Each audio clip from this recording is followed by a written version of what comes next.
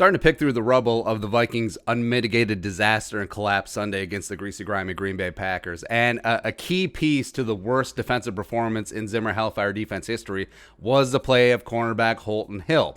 So the third-year former UDFA out of Texas was the primary cornerback on Davante Adams all damn day long, and Hill surrendered. Hill was in coverage on 9 of Adams' 17 targets, which less ideal. Then Hill surrendered 6 catches for 81 yards and a touchdown on Adams specifically, as well as 4 first downs against Davante. So, cool. Great. Also, Holton Hill. This is fun. So, Holton Hill had the worst graded qualified cornerback game week 1 per PFF at 29.0.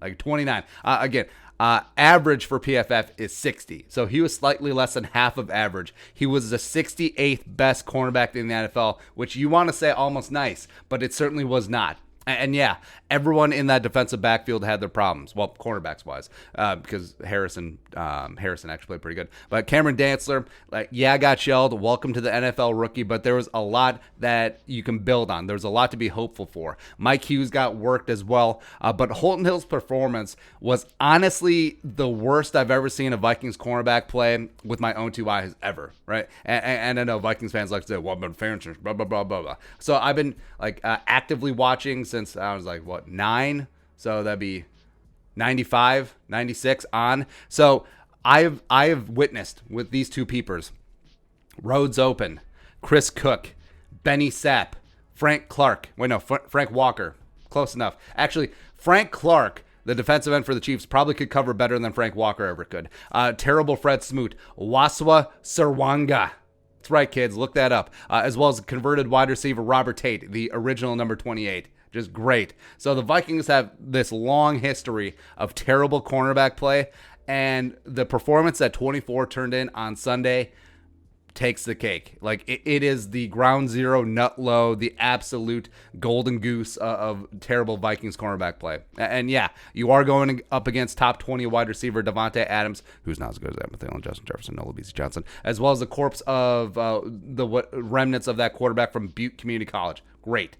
But it was on full display, just passive, soft, submissive coverage that frankly is uncharacteristic about Holton Hill. That's something that we liked about him when he got some run as a rookie in 2018 as a UDFA. It's he's got the size, he's got the length, he's got some nice speed, as well as he's not afraid to play up in the receiver's hip pocket, right? But we didn't see any of that on Sunday. Oh, by the way, so Holton Hill's 29 PFF grade, the worst graded cornerback in the National Football League week 1, includes his 4th and 1 pass breakup on Davante Adams. So just imagine how worse that grade could possibly be if he didn't have that nice breakup in there. So that includes a very good play in a higher leverage situation, which is just mind-blowing. It is. And yeah, you can put a lot of this on Zimmer as well, because across the board, was it the mandate of Zimmer or new defensive backs coach Durante Jones to have the cornerbacks consistently playing not just off coverage, but we're talking about off, 5 to 7 yards, Trey Waynes type coverage, and hoping that the cornerbacks just kept everything in front of them? Is that it? Were they worried about getting burned? They got burned anyway. Well, they certainly did, and they did keep it in front of them. Plus, they gave up some pretty big yards after catch as well. So again, this isn't all on Holton Hill.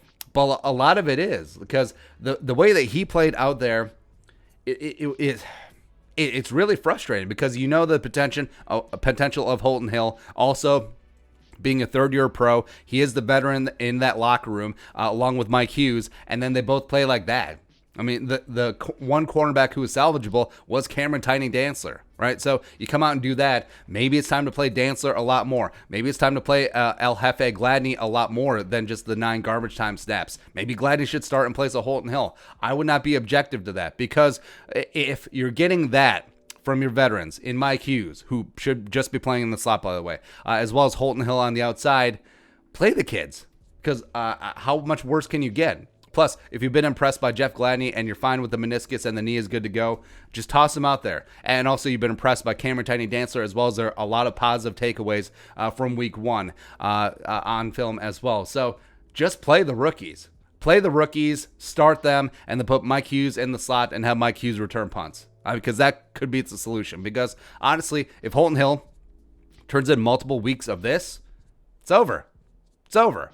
No, give someone else a shot. Someone else that, may take their lumps and may get burned as well, but at least it's a learning experience, and you can build on that with the rookies of Dantzler and Gladney.